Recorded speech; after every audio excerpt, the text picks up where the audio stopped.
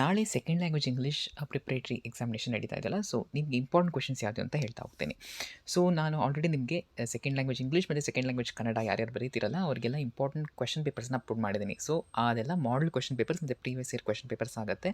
So ಆ question paper ಕಳಿಸಿರೋ ಉದ್ದೇಶ ಏನಂತ ಅಂದರೆ, ನೋಡಿ ಇವತ್ತು ನೀವು ಮ್ಯಾಥಮ್ಯಾಟಿಕ್ಸ್ ಎಕ್ಸಾಮ್ ನೋಡಿರ್ಬೋದು, ನೀವು ಎಷ್ಟೊಂದು ಕ್ವೆಶನ್ಸ್ ನಿಮ್ಮ ಮಾಡಲ್ ಪೇಪರಿಂದಾನೇ ಬಂದಿದೆ ಅಂತ ಸಾಕಷ್ಟು ಜನರು ಹೇಳಿದ್ದಾರೆ, and that is true also. Okay, so ನೀವು ಎಷ್ಟಕ್ಕೆಷ್ಟು ಪ್ರೀವಿಯಸ್ ಇಯರ್ ಕ್ವೆಶನ್ ಪೇಪರ್ಸ್ ಮತ್ತು ಮಾಡಲ್ ಪೇಪರ್ಸ್ನ ರೆಫರ್ ಮಾಡ್ತಿರೋ ಅಷ್ಟು ನಿಮಗೆ ಬೆನಿಫಿಟ್ ಆಗುತ್ತೆ. This is not only for your preparatory, okay, final ಎಕ್ಸಾಮ್ಗೂ ಸಹ ಅಷ್ಟೇ ತುಂಬ ಇಂಪಾರ್ಟೆಂಟ್ ಆಗುತ್ತೆ. ಸೊ ನಾನು ಅಪ್ಲೋಡ್ ಮಾಡಿರೋ ಎಲ್ಲ ಪೇಪರ್ಸು ನೀವು ಕರೆಕ್ಟಾಗಿ ಪ್ರಿಪೇರ್ ಆದರೆ definitely you can really score well in the examination.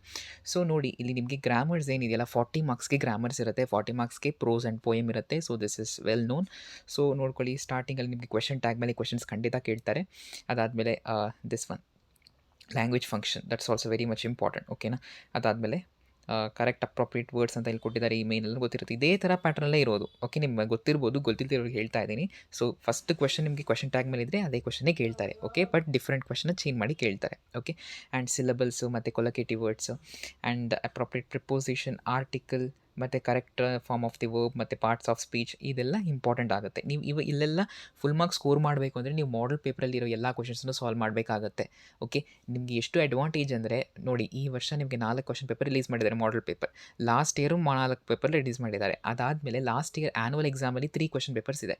So ನೀವು ಇಷ್ಟು ಕ್ವೆಶನ್ ಪೇಪರ್ಸ್ ನೋಡಿದ್ರೆ that is more than sufficient ಅಂತ ನಾನು ಹೇಳ್ತೀನಿ. Okay, so that is why ನೀವು ಅದನ್ನು ಕರೆಕ್ಟಾಗಿ ರೆಫರ್ ಮಾಡ್ಕೊಳ್ಳಿ. ಅದಾದಮೇಲೆ 2-3 ಸೆಂಟೆನ್ಸಸ್ ನೋಡಿ. ಇಲ್ಲಿ how did Swami become hero overnight, this is very much important. ಈ ಕ್ವೆಶನ್ ಕೇಳ್ತಾರೆ. ಮತ್ತು Ambedkar was a voracious reader. So ಈ ಕ್ವೆಶನ್ ತುಂಬ ಸಲ ರಿಪೀಟ್ ಆಗಿದೆ, ಅದನ್ನು ಕರೆಕ್ಟಾಗಿ ನೋಡ್ಕೊಳ್ಳಿ. ಓಕೆನಾ, ಸೊ ಸತೀಶ್ ಗುಜ್ರಲ್ ಅದರಲ್ಲಿ ನಿಮ್ಗೆ ಕೆಲವೊಂದು ಕ್ವೆಶನ್ಸ್ ಇರ್ಬೋದು. ಓಕೆ, ಅದನ್ನು ಕರೆಕ್ಟಾಗಿ ನೋಡ್ಕೋಬೇಕು. Okay, those all are very much important.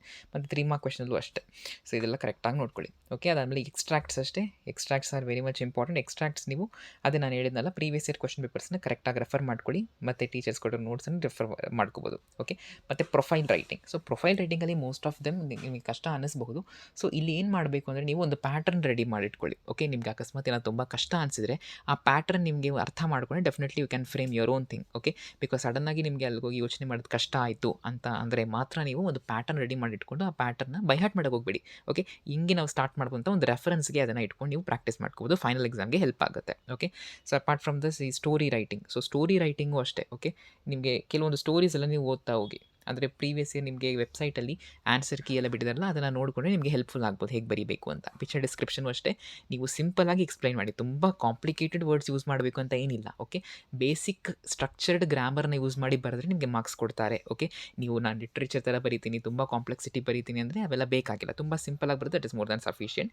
ಹೊಸದಾಗಿ ಎಕ್ಸ್ಪೆರಿಮೆಂಟ್ ಮಾಡೋಕ್ಕೆ ಹೋಗಬೇಡಿ, that is the thing. Okay, so ಅದಾದಮೇಲೆ ನೆಕ್ಸ್ಟ್ ಬಂದು ಕ್ವಾಲಿಟಿ ಆಫ್ ಮರ್ಸಿ ಪೋಯಮ್ ಮತ್ತು ಬ್ಲೈಂಡ್ ಬಾಯ್. ಸೊ ಈ ಪೋಯಮ್ ಕರೆಕ್ಟಾಗಿ ಓದ್ಕೊಳ್ಳಿ. ಎಲ್ಲೆಲ್ಲಿ ಪಂಕ್ಚುಯೇಷನ್ ಮಾರ್ಕ್ಸ್ ಇದೆಯೋ ಎಲ್ಲ ತುಂಬ ಇಂಪಾರ್ಟೆಂಟ್ ಆಗುತ್ತೆ. ಅದಾದಮೇಲೆ ಪ್ಯಾಸೇಜ್ ರೈಟಿಂಗ್ ಗೊತ್ತೇ ಇರುತ್ತೆ ನಿಮಗೆ. ಮತ್ತು ಗ್ರ್ಯಾಂಡ್ ಮಾ ಕ್ಲೈಮ್ಸ್ ಎ ಟ್ರೀ ಸಮ್ಮರಿನ ಕರೆಕ್ಟಾಗಿ ನೆನ್ಪಿಟ್ಕೊಳ್ಳಿ. ಓಕೆನಾ, ಕರೆಕ್ಟಾಗಿ ಫಾರ್ಮ್ ಮಾಡಿ ಅದನ್ನು ಕರೆಕ್ಟಾಗಿ ಬರೀಬೇಕಾಗುತ್ತೆ. That is very much important. ಮತ್ತು ಎಸ್ಸೆ ಗೊತ್ತಿರುತ್ತೆ ನಿಮಗೆ. ಎಲ್ಲ 3 ಪಾರ್ಟ್ಸ್ ಪ್ಯಾರಾಗ್ರಾಫ್ ವೈಸ್ ಬರೀಬೇಕಿಲ್ಲಿ. ಪಾಯಿಂಟ್ ವೈಸ್ ಅಂತೂ ಬರೀಬೇಡಿ, ಬಿಕಾಸ್ ದಿಸ್ ಇಸ್ ಲ್ಯಾಂಗ್ವೇಜ್.